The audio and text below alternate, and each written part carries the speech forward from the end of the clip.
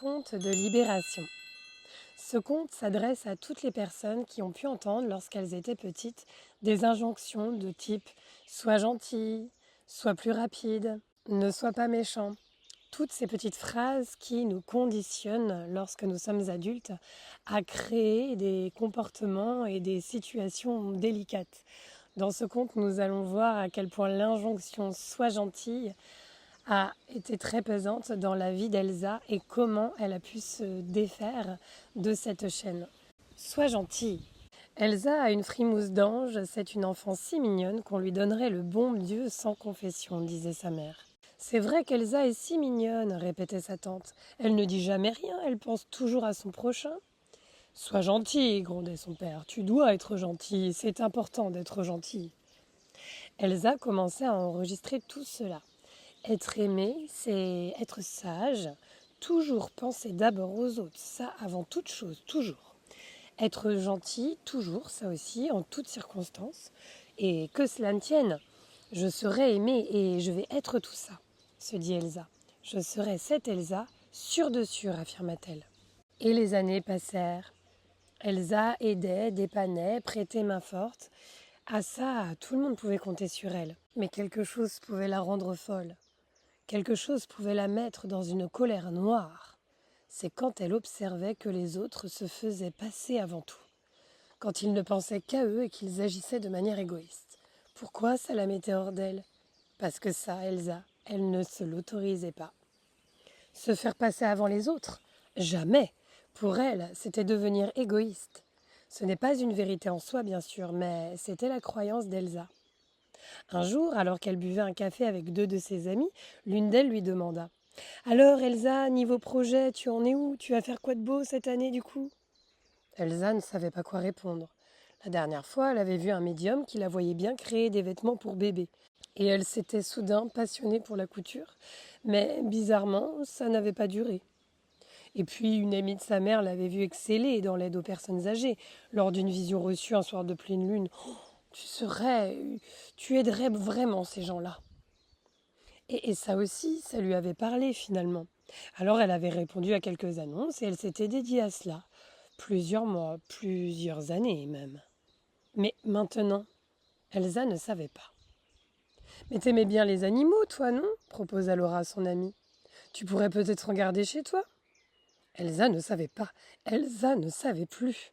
Oui, c'est vrai, pourquoi pas, répondit-elle. Puis elle vit son autre amie s'enthousiasmer. Mais oui, Elsa, tu serais super chouette dans ce rôle. Elsa s'imaginait déjà dans ce rôle. Elle ne savait pas si elle se sentait en joie ou non, mais elle choisit de s'y sentir. Ah oui, oui, dit-elle à ses amis. Merci, vous avez tout à fait raison. Je sens bien un appel pour ça.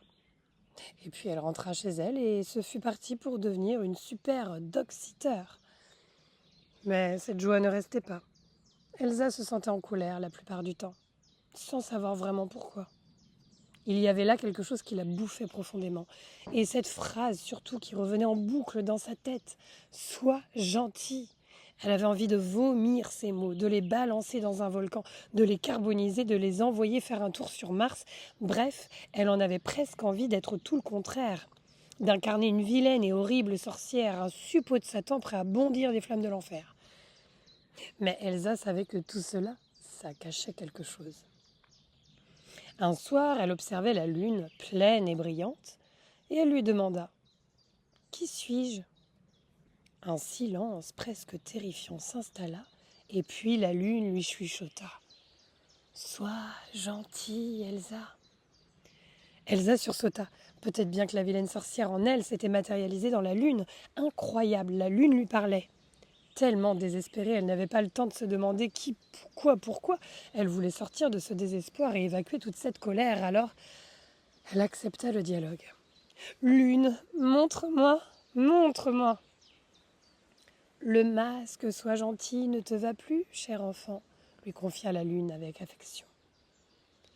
Elle vit son visage face à elle comme dans un miroir, et celui-ci était en train de se fissurer. Un masque d'acceptabilité sociale cousu sur ton visage d'enfant, susurra la lune. Le masque se fissura encore. Toute l'image qu'Elsa croyait devoir incarner était en train de se désagréger. Qui es-tu ? Lui demanda la lune. Elsa regardait les morceaux de masque tomber à ses pieds. Elle toucha son visage mis à nu sans plus rien pour se cacher. Sa mine était sombre, une moue des plus affreuses. Le sourire avait disparu. Mais qui était-elle, au-delà de cette parfaite petite personne si dévouée ? À force d'accepter tout ce que les autres suggéraient qu'elle soit, qui était Elsa ? Elle fut prise d'une panique. La seule chose qui lui vint à l'esprit, c'est qu'elle aimait bien écrire, qu'elle aimait les réglisses fourrées à la fraise, et bien rien d'autre ne venait. Elle se voyait dire aimer des choses, mais finalement, elle prenait conscience qu'elle les détestait. Elle se voyait même aller dans des endroits où, finalement, peut-être que d'elle-même et seule, elle ne s'y serait jamais aventurée. Sans son masque, elle était perdue. Elle avait tellement pris l'habitude de faire pour l'autre, d'être pour l'autre, de partager à l'autre. Elle avait passé sa vie à éviter de faire ce choix, de se choisir. Elle avait laissé donc les autres le faire à sa place.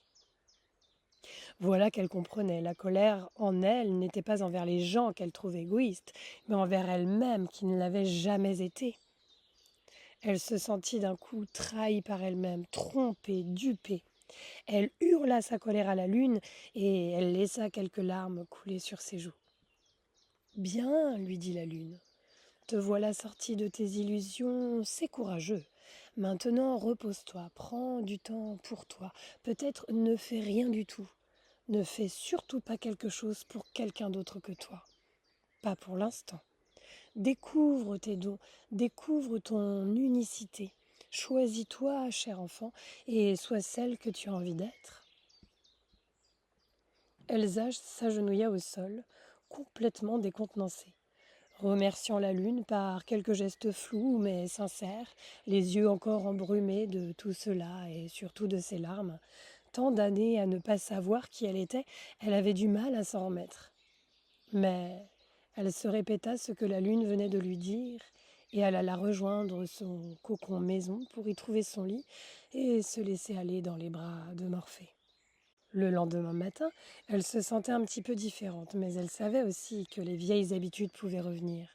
Alors elle se rendit face au miroir de la salle de bain, se regarda droit dans les yeux et se répéta.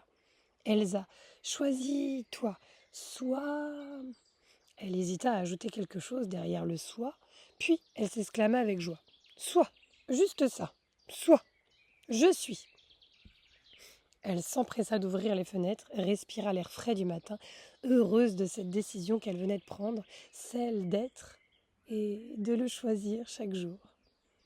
Elsa est devenue l'une des femmes les plus inspirantes des 10 dernières années. Elle a révolutionné la radio grâce à une émission dans laquelle elle interviewe des tas de personnes prêtes justement à laisser tomber leur masque. Elle a écrit plusieurs livres qui sont devenus des sources d'inspiration pour les parents, pour les mères qui souhaitent transmettre à leurs enfants la liberté d'être. Elle était là où personne ne l'attendait, et à la surprise de son entourage, mais surtout d'elle-même. Et plus que tout, elle s'était choisie. Acceptant de penser à elle sans pour autant se sentir égoïste, elle avait rayé cette vieille croyance de son expérience. Elsa était libre et chaque mois, elle se connectait à Madame Lune. Elle discutait avec elle, la remerciant pour le pire et pour le meilleur qu'elle lui permettait de découvrir en elle. Alors à Elsa et à Madame Lune. Friedrich Nietzsche disait « Deviens ce que tu es ».